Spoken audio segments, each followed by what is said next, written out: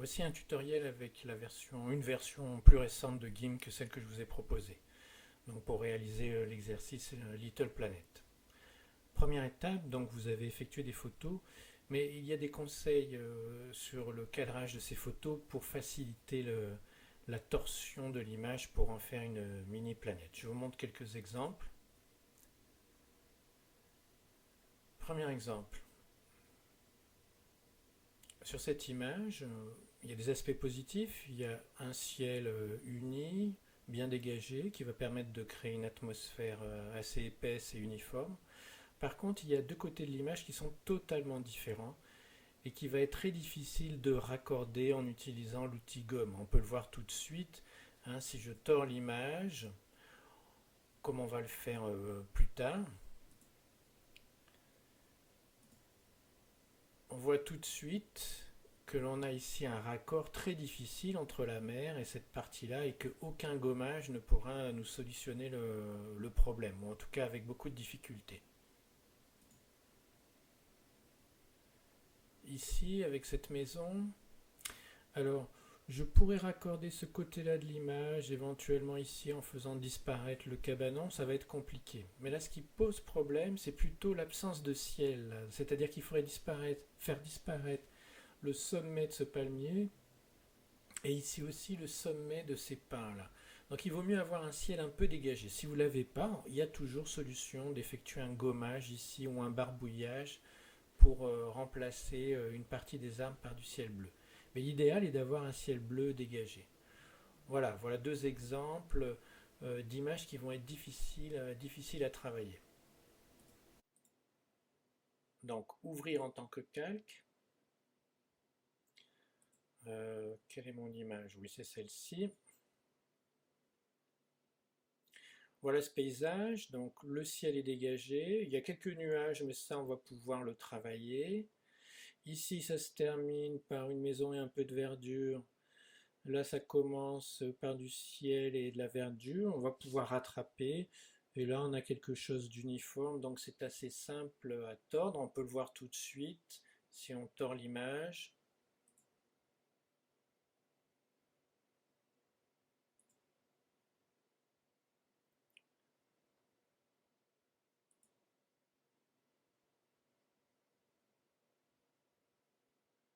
Voilà, donc le ciel est pas mal. On a juste une rupture ici, il faudra qu'on travaille sur le nuage. Ça peut se faire en gommage ou en barbouillage.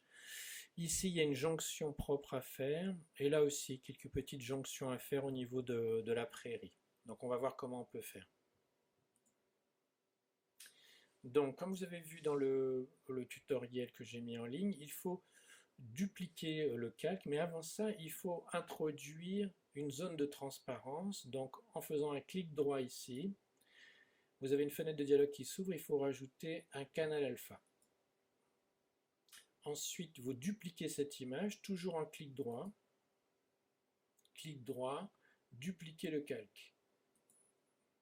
Et donc, vous avez ici dans cette colonne deux calques qui se superposent. Vous pouvez voir l'un et l'autre en décochant l'aspect vision. On va s'en apercevoir tout de suite, car je vais retourner ce calque.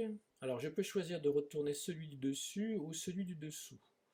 Moi, je vais retourner, tiens, celui du dessous. Donc, je vais sur celui-ci. Vous voyez que là, j'ai la bande noire qui m'indique que j'ai sélectionné celui-ci. Et je vais décocher l'aspect vision du calque du dessus. Comme ça, je suis sûr de voir et de travailler sur le calque du dessous. Là, j'ai vision plus le trait de surlignage qui m'indique que je travaille sur cette partie-là. Pour retourner l'image, je vais dans l'outil ici qui correspond à celui-ci, outil de retournement horizontal ou vertical.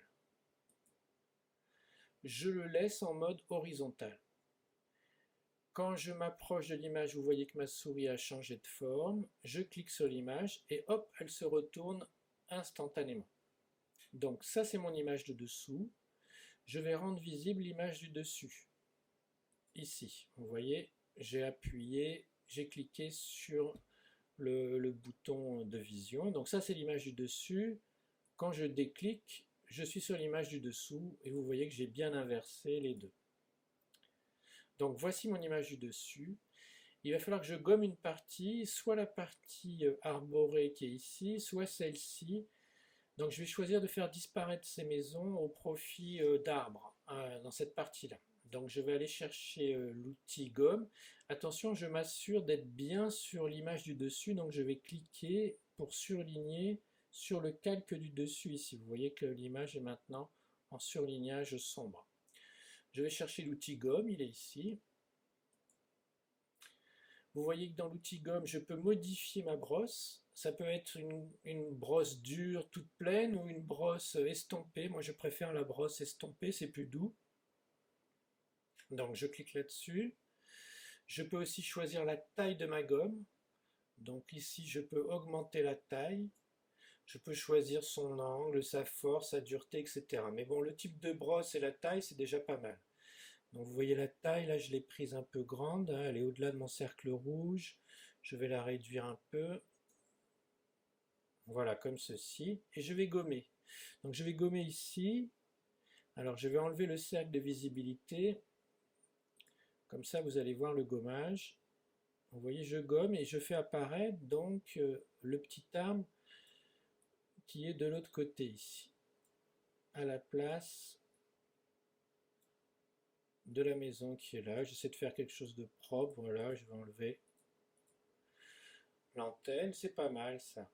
Je touche pas au ciel pour l'instant, volontairement. Je pourrais déjà gommer et faire apparaître un nuage. Allez, je vais le faire. Ici, normalement, va apparaître un nuage. Donc, je gomme un peu. Vous voyez, c'est pas du blanc, hein, c'est juste le nuage qui est derrière. Donc, je vais lui donner une forme pour qu'il fasse jonction avec cette partie-là. Donc, il faut que j'aille à peu près jusque là parce qu'il y en a en bas aussi. Voilà, c'est pas mal. Je crée un nuage qui fera jonction avec l'image ici. Alors, une fois que j'ai fait ça, il faut que je fusionne les deux calques. Donc je reviens ici, clic droit, et je fais fusionner vers le bas. Donc j'ai plus qu'une seule ligne ici, les deux calques ont été fusionnés. Donc maintenant je vais pouvoir tordre. Donc dans Filtre, Distorsion, et vous avez vu, je l'ai déjà fait plusieurs fois, Coordonnées polaires. Alors il faut décocher Map from Top, ici, pour avoir le ciel à l'extérieur. Voilà, c'est pas mal. Je valide.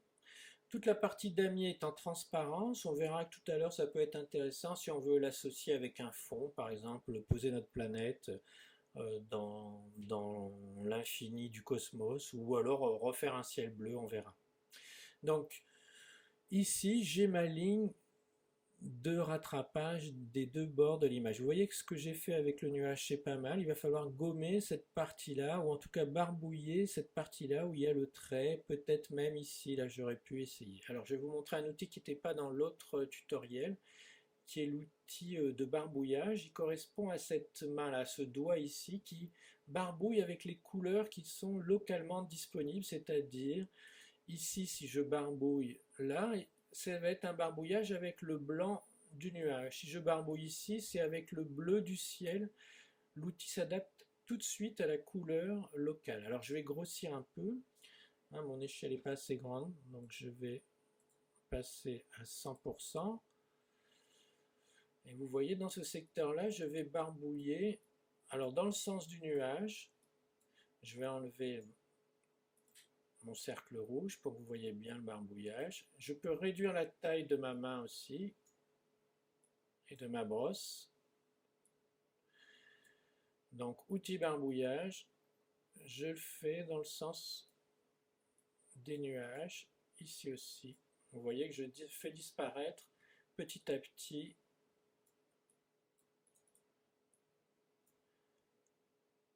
ce trait qui était gênant. Alors attention, là j'en ai fait un qui a bavé, ça a bavé sur l'arbre. Donc je vais annuler ce barbouillage là. Je peux le faire ici aussi. J'aurais pu faire un rattrapage tout à l'heure pour être un peu mieux. Je peux essayer de barbouiller. Vous voyez, je vais grossir davantage. Pour estomper un peu dans le sens de la ligne. Je vais réduire la taille là aussi. Dans le sens de la ligne je tourne dans le sens de la ligne de ma pelouse ici. Alors ça fait un flou, c'est pas génial, il y a peut-être mieux à faire, mais ça ira. Voilà, je reviens à la taille standard. Voilà, je suis plutôt satisfait, ça peut marcher, c'est pas génial ici, là. Ça peut être mieux là aussi, mais écoutez, c'est pas mal. Maintenant, je peux vouloir la faire tourner pour placer par exemple un de ces clochers, un de ces toits plutôt en haut. Donc j'utilise l'outil rotation qui est ici. Je clique dessus. Voilà. J'essaie de faire tourner. Alors si vous n'arrivez pas à le faire tourner, c'est qu'il faut décocher la sélection. Il faut aller dans sélection et vérifier que vous êtes dans aucune ou dans tout. Donc vous voyez là, je ne fais plus tourner. Si ça tourne, voilà. Je vais amener le drapeau. Tiens, comme ça. Ici. Cette partie-là, ou ce clocher-là, voilà, ici. Hop. Une fois que je suis satisfait, je clique sur rotation et mon image est figée comme ceci. Donc je peux rester là comme ça. Je peux inclure ma planète sur un fond. Par exemple, le ciel du cosmos, hein, pour que cette planète se balade dans l'univers. Donc j'ai trouvé sur internet un fond, je vais le charger.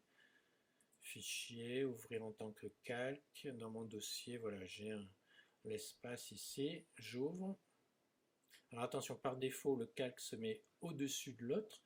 Donc il faut que je le déplace. Je peux le déplacer par exemple ici en cliquant et en l'amenant en dessous. Le premier. Donc là c'est bon, j'ai ma planète posée sur le ciel étoilé. Alors je la trouve un peu grosse, je vais essayer de réduire la taille. Pareil, il y a un outil ici que vous pouvez utiliser qui est à côté de l'outil de rotation, l'outil ici de mise à l'échelle. Je clique dessus. Je vérifie que je suis sur le bon calque, c'est-à-dire celui du haut. Vous voyez ces limites là. Et voilà, j'ai des poignées ici pour écraser. Alors attention parce que si je prends celle-ci, ça va m'aplatir ma planète. Donc je peux à tout moment réinitialiser. Donc il faut que j'aille chercher la poignée qui est tout à fait en bas, simplement elle est cachée. C'est un problème d'échelle. Donc je peux réduire mon échelle ici de l'écran. Je vais passer par exemple à 50%. Ça suffit pas. 12,5. Et vous voyez ici, j'ai le bord qui m'intéresse, celui en bas à droite, qui va me permettre de réduire sans déformer la planète. Donc je le prends, je pousse. En me mettant au centre, je peux amener la planète ici à l'endroit que je veux. Je vais réduire encore. Alors je vais vérifier un peu ce que ça donne. C'est pas mal, je vais réduire encore un peu. Voilà. Pas trop parce qu'après on ne voit plus la planète. Quand je suis satisfait, je fais l'outil mise à l'échelle. Et donc j'ai maintenant ma planète sur un fond étoilé. Je vais fusionner les deux calques. Donc fusionner vers le bas. J'ai une image complète. Je peux exporter. Donc fichier, exporter sous. Vous mettez le nom par exemple. Little Planet. Possibilité, étendre ce ciel bleu à toute la surface de l'image ici rectangulaire. Donc on utilise de nouveaux outils. Premièrement, il va falloir sélectionner cette couleur-là. Donc pour ceci, il faut utiliser l'outil pipette ici, qui automatiquement, quand je vais cliquer sur un secteur bleu, va changer ici la couleur de cette case par défaut et lui donner la teinte exacte de l'endroit sur lequel j'ai cliqué. Je clique par exemple ici et vous voyez ça me donne le gris de ce nuage. Je clique ici, ça me donne le bleu de ce ciel. Donc je vais garder sur le bleu pour pouvoir remplir cet espace-là. Donc deuxième chose, il faut que je sélectionne l'espace à remplir. Pour ça, j'ai l'outil baguette magique ici. Je sélectionne l'outil baguette magique, je clique dans l'espace en damier ici, et à ce moment-là, vous voyez, j'ai en pointillé tout ce secteur, ça veut dire que c'est mon espace de remplissage, celui-ci ne sera pas affecté. Donc je vais utiliser l'outil pot de peinture qui est là, je clique dessus. En cliquant dessus, par défaut, il s'est chargé de la couleur bleue là.